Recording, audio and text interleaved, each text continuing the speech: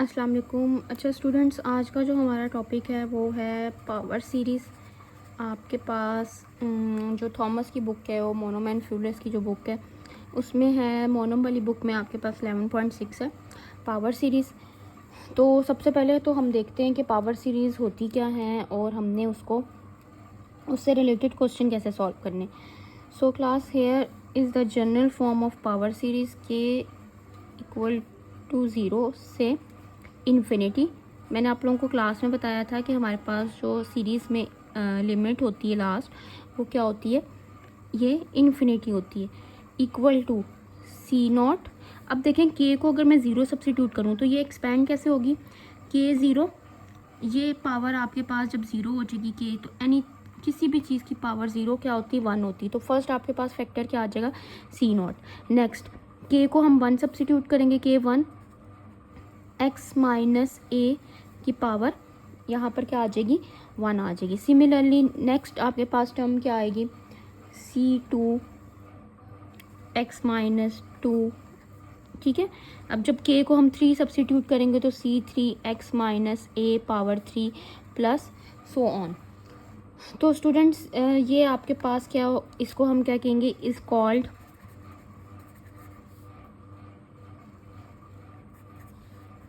Power series. ठीक है बच्चों, तो ये आपके पास आ गई हमारे पास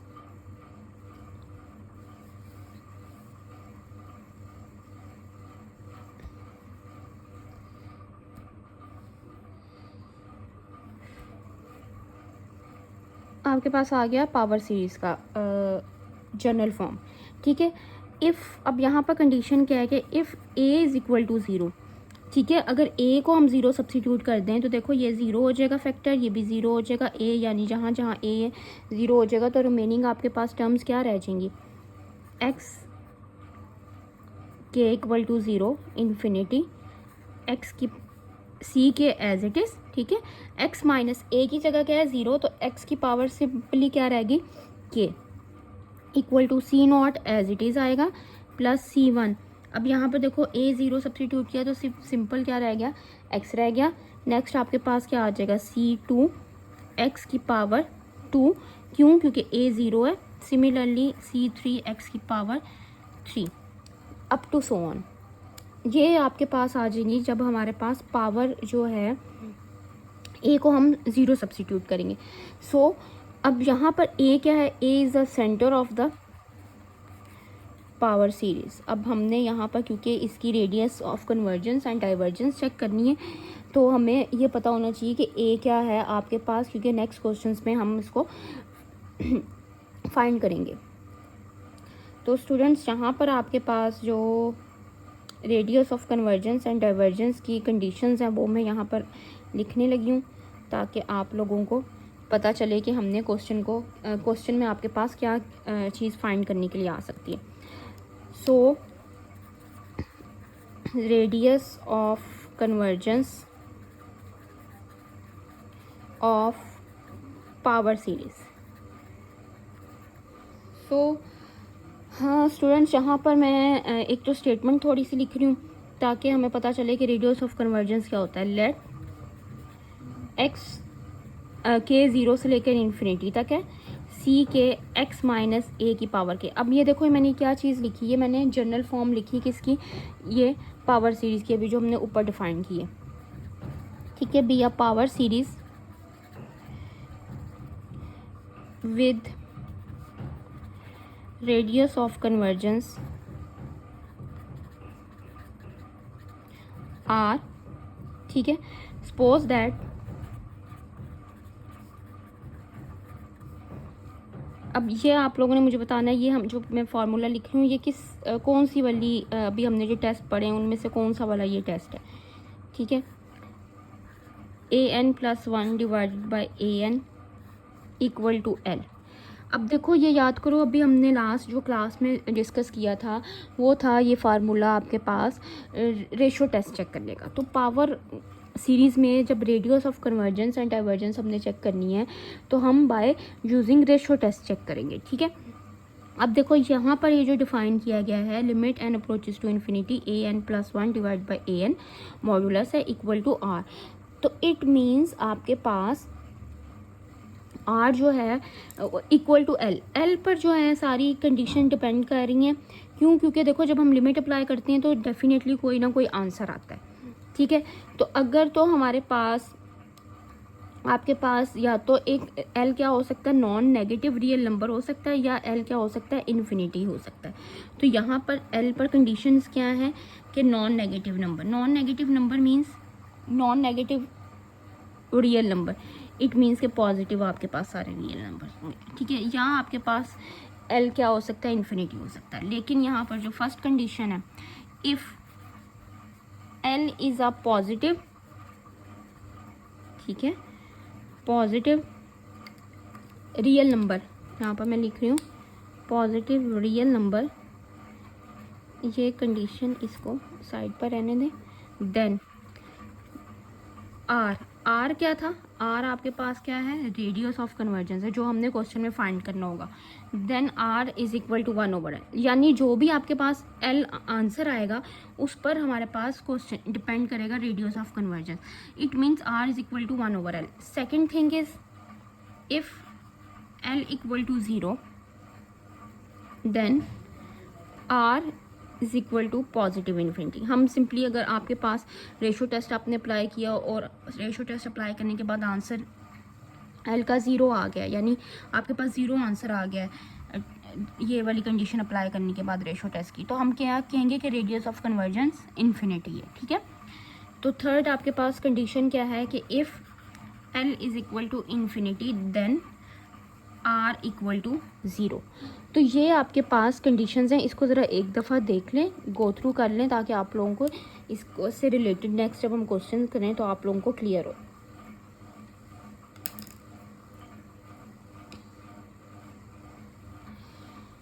and the last thing is here students is, ये तो हमारे पास 3 कंडीशंस थी जो फुलफिल हो गई। हमने एक पावर सीरीज़ में क्वेश्चन में आपने सेंटर चेक करना होगा, सेंटर ऑफ पावर सीरीज़, दूसरा radius of convergence of power series check करना होगा। उसके लिए ये हमारे पास 3 कंडीशंस हैं, वो डिपेंड कर रही हैं इस रेशो टेस्ट पर, रेशो टेस्ट के आंसर पर, यानी एल पर। और थर्ड है आपके पास लास्ट, हमने इंटरवल ऑफ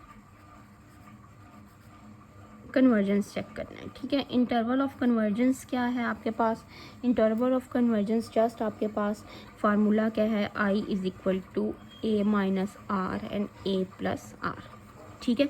ए सेंटर हमने ऑलरेडी फाइंड कर लिया होगा, आर आपके पास यहाँ से आ जाएगा, और आपके पास इंटरवल ऑफ कन्वर्जेंस क्या बन जाएगा, A minus R and A plus R, ठीक हो गया स्टूडेंट्स। तो हेयर मैं आपके पास नेक्स्ट क्वेश्चन लिखती हूँ, ताकि 2 क्वेश्चंस मैं यहाँ पर लिखूँगी, ताकि आप लोगों को ना 2 क्वेश्चंस में डिफरेंस पता चले, क्योंकि दोनों क्वेश्चंस ना थोड़ा सा डिफरेंट वे से होने हैं, और उसके लिए आपको डिफरेंस पता चलना बहुत ज़रूरी है, क्योंकि हमने जो थ्योरम 1 पर आपके पास यहाँ पर बुक में मेंशन है ना, उसके अकॉर्डिंग हमने लेके चलना है। तो मैं अभी आप सिर्फ इसको देखो, इतनी देर में क्वेश्चन लिखती हूँ, ठीक है।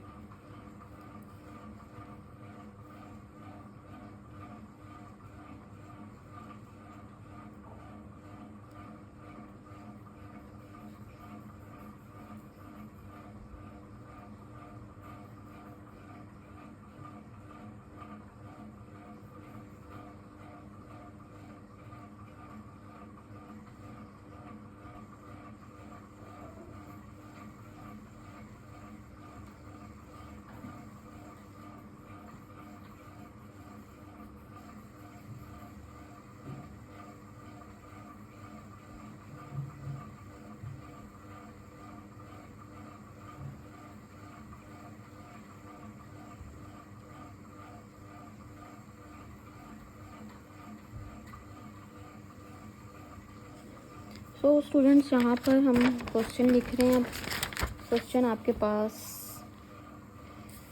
क्वेश्चन से पहले ना मैं कुछ कंडीशंस आप लोगों को बता रही हूँ, वो कंडीशंस आप लोगों ने ना याद रखनी है, क्योंकि अगर वो आप कंडीशन क्वेश्चन पर नहीं अप्लाई करोगे तो उस हमें क्वेश्चन सॉल्व करने का आप गलत कर दोगे पेपर में, और रॉन्ग कंडीशन हो जाएगी। सो हियर क्वेश्चन से पहले एक कंडीशन में लिख रही हूँ,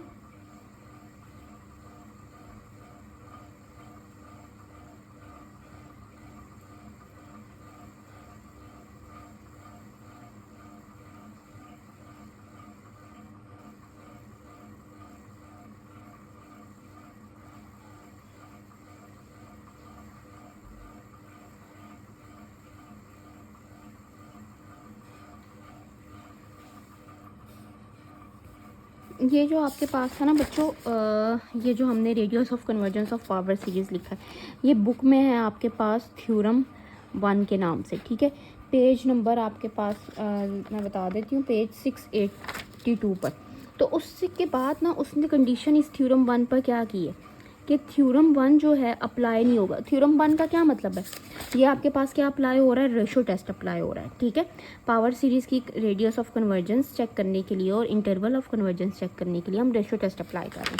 सो स्टूडेंट्स, यहाँ पर आपके पास कंडीशन क्या है, थ्योरम 1 आपको क्या कहता है, theorem 1 does not apply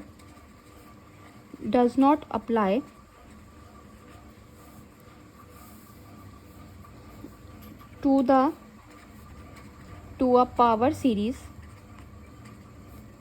of the form, ठीक है। अब कौन सी फॉर्म के पावर सीरीज पर नहीं अप्लाई हो सकता थ्योरम, यानी हम रेशो टेस्ट के लिए पूरा फैक्टर नहीं लेंगे। अब पूरा फैक्टर कैसे नहीं लेंगे वो क्वेश्चन से मैं आपको समझाऊंगी। तो summation k is equal to 0 to infinity C K x minus A की पावर k एंड p, ठीक है। अब देखो यहाँ पर जो पावर थी पीछे हमने लिखी वो क्या थी, k के साथ कोफिशिएंट क्या था, 1 था, ठीक है, equal to c0 plus c1 x minus A की power p plus c2 x minus A की power 2p plus c3 x की पावर x माइनस ए की power 3p up to so on. तो यहाँ पर ये क्या कंडीशन कह रहा है, p पर कंडीशन क्या है, वेयर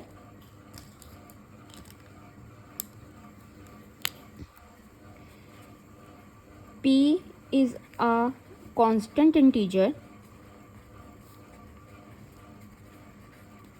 इंटीजर ग्रेटर देन 1, ठीक है। अगर तो ग्रेटर देन 1 होगा, सिंस क्या उस पर कंडीशन है, सी के is not the coefficient of the kth power of x minus A.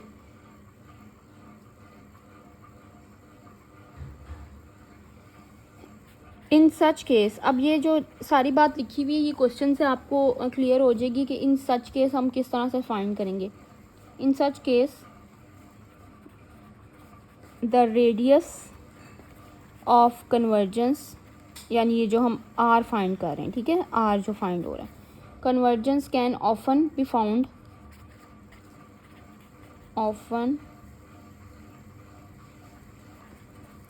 Found by original ratio test, यानी रेशो टेस्ट पूरा अप्लाई करेंगे हम उसके ऊपर, ठीक है।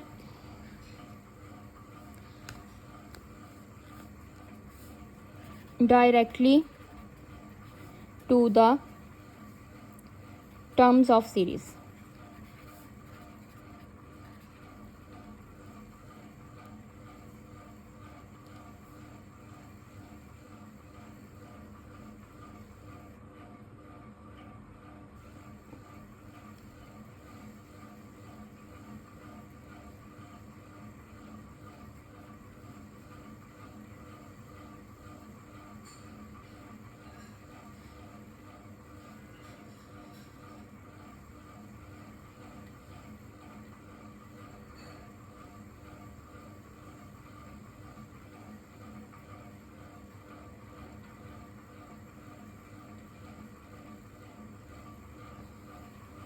अब बच्चों मैं यहाँ पर 2 क्वेश्चंस लिख रही हूँ आप लोगों की अंडरस्टैंडिंग के लिए कि आप लोगों को कैसे ये क्वेश्चन में डिफरेंस जो है ना क्लियर होगा, इस थ्योरम का डिफरेंस। तो सो हेयर एक मैं पार्ट बना ले, चलें यहाँ पर मैं पहले क्वेश्चन लिखती हूँ जो हमने k0 इन्फिनिटी x प्लस 3 है, ठीक है, की पावर k एंड थर्ड 3 की पावर k, और दूसरी साइड पर मैं एक क्वेश्चन लिख रही हूँ सिमिलरली हम इन दोनों क्वेश्चन को सॉल्व करेंगे ताकि आपको उसका ना डिफरेंस पता चले कि हम किस तरह से पावर सीरीज़ को फुली ले रहे हैं और कौन सी पावर सीरीज़ को हम रेशो टेस्ट इस जो मैंने पीछे बात लिखी है उसके अकॉर्डिंग सॉल्व कर रहे हैं। तो के 1 से स्टार्ट है इन्फिनिटी, ठीक है, 3 की पावर के x-4 2k एंड आपके पास होल डिवाइडेड बाय क्या है के स्क्वायर। तो ये दो क्वेश्चंस है। अब इन दो क्वेश्चंस की स्टेटमेंट क्या है? तो स्टेटमेंट बच्चों यहाँ पर ये है कि find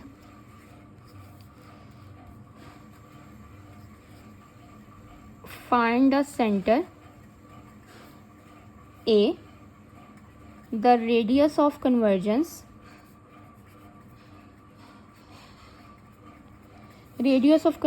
R, and the interval of convergence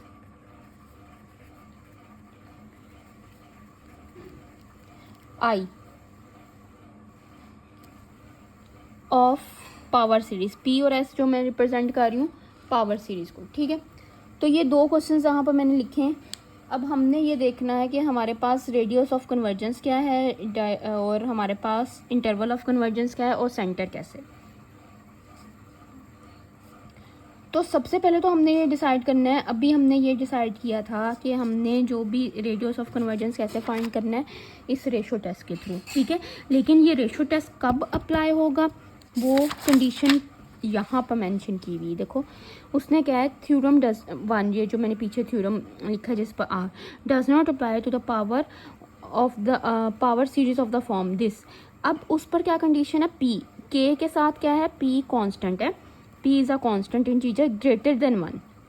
अगर तो ये ग्रेटर देन 1 होगा तब हम उस पर रेशो टेस्ट अप्लाई करेंगे, अदरवाइज़ हम उस पावर सीरीज़ को हम फुली पावर सीरीज़ नहीं लेंगे, जस्ट हम उसके कोफिशेंट को ट्रीट करेंगे, ठीक है।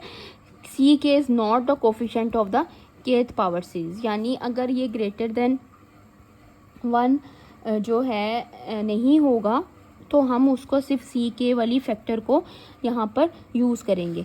तो बच्चों यहाँ पर सी के वाला अगर फैक्टर मैं देखूँ तो क्या है 1/3 और यहाँ पर सी के वाला फैक्टर क्या है 3 की पावर k स्क्वायर। तो सबसे पहले तो हमने सेंटर चेक करना है, जो क्वेश्चन की रिक्वायरमेंट है। तो सेंटर कैसे चेक करना है, आपके पास ओरिजिनल पावर सीरीज़ यानी जनरल फॉर्म पावर सीरीज़ की क्या है, सी के इक्वल टू 0 से इन्फिनिटी सी के x-a की पावर k। तो अगर मैं इस x-a और इस 3+x+3 को कंपेयर करूँ, x-a इक्वल टू x+3, तो a की वैल्यू यहाँ से क्या फाइंड हो जाएगी, x एंड x से कैंसिल आउट, a की वैल्यू आपके पास -3 आ जाएगी। तो इट मीन्स सेंटर आपके पास क्या आ जाएगा, a is equal to -3। Similarly यहाँ पर अगर मैं a की वैल्यू फाइंड करना चाहूँ तो इससे कंपेयर करूँ तो x-a इक्वल टू x-4, तो a की वैल्यू आपके पास क्या, x एंड x से कैंसिल आउट, ठीक है। तो a की वैल्यू आपके पास आ जाएगी 4। ये हमने फर्स्ट पार्ट कंप्लीट कर लिया, सेंटर फाइंड कर लिया। अब second thing is radius of convergence. Radius of convergence कैसे डिपेंड करता है, रेशो टेस्ट हमारे पास अगर तो यहाँ पर ये क्या है, अब p है, p क्या है ग्रेटर देन 1 है, तो हम इस पर रेशो टेस्ट अप्लाई करेंगे, यानी ये पूरी series as a whole factor ली जाएगी। होल फैक्टर का क्या मतलब है, क्लास में जैसे मैंने आप लोगों को रेशो टेस्ट करवाया था, limit n approaches to infinity an+1/an, ठीक है, ये रेशो टेस्ट था और ये l पर डिपेंड कर रहा है। तो यहाँ पर यानी an अभी हमने डिसाइड करना है ना, तो an पूरा लिया जाएगा, यानी पूरी सीरीज यानी पूरा क्वेश्चन जो है वो आपके पास क्या आ जाएगा, an आ जाएगा। मैं अब k को n से रिप्लेस कर रही हूँ ताकि हमारे पास जो है ना वैल्यू सब्स्टिट्यूट करना ईजी हो जाए।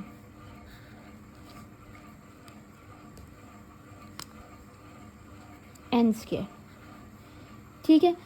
ये जो सारी बात लिखी थी ना मैंने, ये वाली सारी बात, और इसका थ्योरम 1 से क्या लिंक था वो मैंने यहाँ पर समझा रही हूँ आपको कि अगर तो k के साथ कोफिशिएंट ग्रेटर देन 1 होगा, ठीक है, p ग्रेटर देन 1 होगा, तो हम पूरी सीरीज़ को एज अ an ट्रीट करेंगे, ठीक है, पूरी सीरीज़ लेंगे। लेकिन अगर कोफिशिएंट लेस देन और इक्वल टू 1 है, ठीक है, यहाँ पर कोफिशिएंट क्या है 1 है, तो हम जस्ट an यहाँ पर क्या लेंगे 1/3 की पावर k, यानी हम सिर्फ कोफिशिएंट लेंगे, ये वाला फैक्टर नहीं लेंगे, ठीक है। देखो हम ये वाला फैक्टर नहीं लेंगे अगर यहाँ पर कोफिशिएंट क्या होगा, 1 होगा। तो ये आप लोगों ने बात याद रखनी है। तो इट मीन्स यहाँ पर an+1 क्या हो जाएगा, सॉरी ये n से मैंने रिप्लेस नहीं किया, 3 की पावर n+1। अब मैं देखो यहाँ पर रेशियो टेस्ट अप्लाई कर रही हूँ, limit n approaches to infinity an+1 over an। तो an क्या है हमारे पास 3n+1, इसको मैं रेसिप्रोकल लेके लिखूँ तो ये क्या हो जाएगा 3n/1। अब स्टूडेंट्स देखें, हम यहाँ पर इसको मैं स्प्लिट कर सकती हूँ, 3 की पावर n इंटू 3 की पावर 1 इंटू 3 की पावर n, ये कैंसिल आउट हो गया बच्चों। तो ये आपके पास limit n approaches to infinity आ रहा है।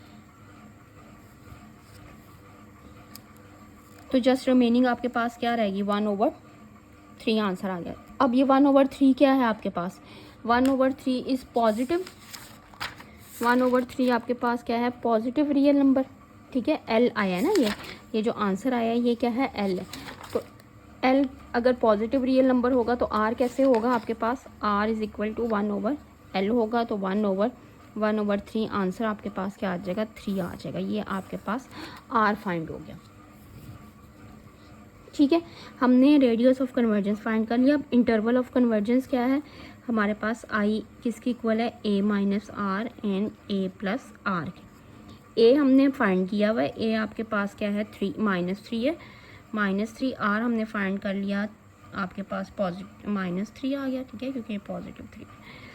तो अगेन -3 एंड पॉजिटिव 3, तो आंसर आपके पास आ जाएगा -6 एंड 0, ठीक है। तो ये आपके पास आर फाइंड हो गया, रेडियस ऑफ कन्वर्जेंस भी फाइंड हो गया एंड आपके पास इंटरवल ऑफ कन्वर्जेंस भी फाइंड हो गया। लेकिन अभी हमने ये वाला क्वेश्चन सॉल्व नहीं किया। इसको मैंने इस तरह से कंपेयर करके इसीलिए लिखा था कि आपको ये पी वाली बात समझ आ जाए। तो स्टूडेंट्स यहाँ पर हमने an तो फाइंड कर लिया, लेकिन an+1 नहीं फाइंड किया। तो हेयर an+1 इज़ 3n की पावर 1 + 1 x माइनस 4 2। अब देखो यहाँ पर जब मैं n+1 सब्सिट्यूट करूँगी तो ये क्या हो जाएगा, 2 मल्टीप्लाई होगा, 2n+2 डिवाइड बाय n+1 का स्क्वायर, ठीक है बच्चों। तो यहाँ पर देखें हम अब मैं रेशियो टेस्ट अप्लाई कर रही हूँ,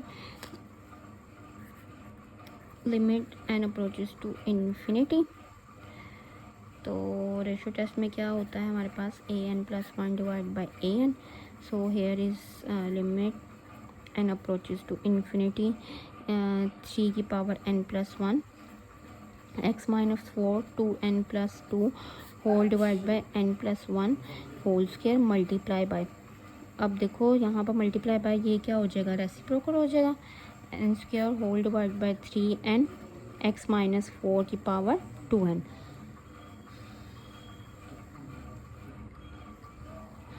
तो स्टूडेंट्स यहाँ पर आपके पास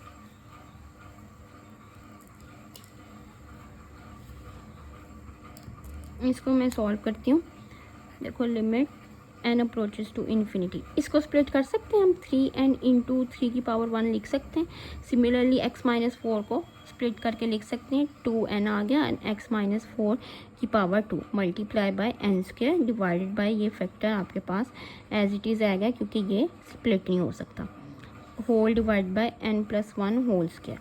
अब देखें कुछ कैंसिलेशन हो रही है हमारे पास, 2n एंड 2n वाला फैक्टर कैंसिल आउट हो रहा है, ठीक हो गया बच्चों। 3n एंड 3n वाला फैक्टर कैंसिल आउट हो रहा है। तो रिमेनिंग फैक्टर्स यहाँ पर आपके पास क्या आ रहे हैं,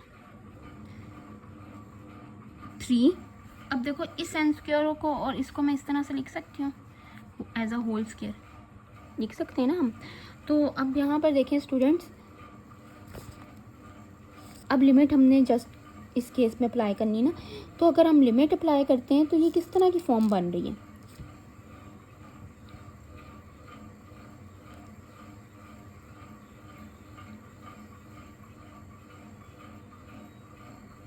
सॉरी यहाँ पर आपके पास ये वाला फैक्टर भी है x-4 वाला, ये मेरे से मिस हो गया था, ठीक है। अब लिमिट अप्लाई करके हम r फाइंड कर रहे हैं ना, इस तरह से जैसे ये वाला l आया था, ठीक है, l आया था तो हमने r फाइंड किया था, तो यहाँ पर l क्या आएगा। अब लिमिट अप्लाई करो तो इन्फिनिटी ओवर इन्फिनिटी फॉर्म पर दी। अगर मैं इस पर एल लॉपिटर रूल अप्लाई कर देती हूँ तो यहाँ पर रिमेनिंग फैक्टर्स क्या रह जाएंगे, n का डेरिवेटिव 1, इसका भी डेरिवेटिव 1, तो 1 ओवर 1 का स्क्वायर अगेन 1 ही आ जाएगा, ठीक है। तो आप यहाँ पर रिमेनिंग फैक्टर्स आपके पास 3 कांस्टेंट है एज इट इज़ आएगा और x-4 स्क्वायर रह जाएगा। अब देखो बच्चों यहाँ पर पहले क्वेश्चन में क्या था, एक कांस्टेंट आ गया था, ठीक है, लेकिन यहाँ पर कांस्टेंट नहीं आ रहा, तो हम इस पर कैसे डिसाइड करेंगे what is the value of L hair, ठीक है। तो हम क्या कहेंगे, उसने क्या कहा था कि थ्योरम में कि हम जब हमारे पास अगर ग्रेटर देन 1 वाली कंडीशन है तो उस पर हम डायरेक्टली रेशो टेस्ट अप्लाई करेंगे, ओरिजिनल रेशो टेस्ट। तो ओरिजिनल रेशो टेस्ट की कन्वर्जेंस की कंडीशन क्या होती है, क्योंकि हम रेडियस ऑफ कन्वर्जेंस फाइंड कर रहे हैं तो हम यहाँ पर रेडियस कन्वर्जेंस की कंडीशन चेक करेंगे। कन्वर्ज कब होता है हमारे पास रेशो टेस्ट, ग्रेटर देन 1 पर कन्वर्ज होता है और या लेस देन 1 पर कन्वर्ज होता है, तो हमारे पास लेस देन 1 पर कन्वर्ज होता है। तो जस्ट हम यहाँ से x-4 की वैल्यू अगर मैं फाइंड करना चाहूँ तो क्या आ जाएगी, 1 ओवर √3 स्क्वायर, ये 3 इधर गया, इसका स्क्वायर जब मैंने ख़त्म किया तो ये स्क्वायर रूट आ गया। तो इट मीन्स आपके पास अब यहाँ पर ये जो वैल्यू आई है ये डायरेक्टली आर आया है, ठीक है। ये एल की वैल्यू नहीं आई, ये डायरेक्टली आर आया, क्यों, क्योंकि यहाँ पर हमने रेडियस ऑफ कन्वर्जेंस की कंडीशन अप्लाई कर दी, यानी रेशो टेस्ट कन्वर्ज कब करता है, लेस देन 1 पर कन्वर्ज करता है। तो इट मीन्स कि ये आपके पास डायरेक्टली आर आया है।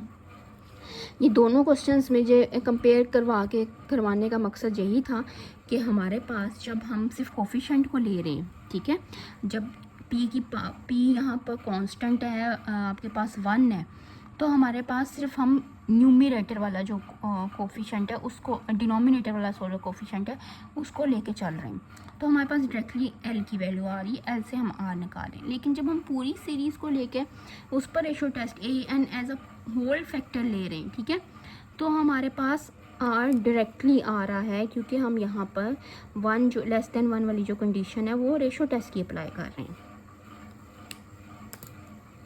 ठीक है।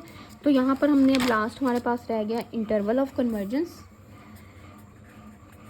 So here is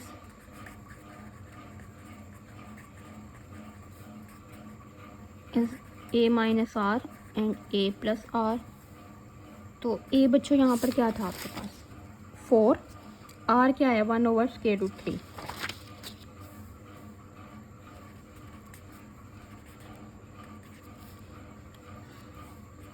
four plus 1 over √3, this is the whole question,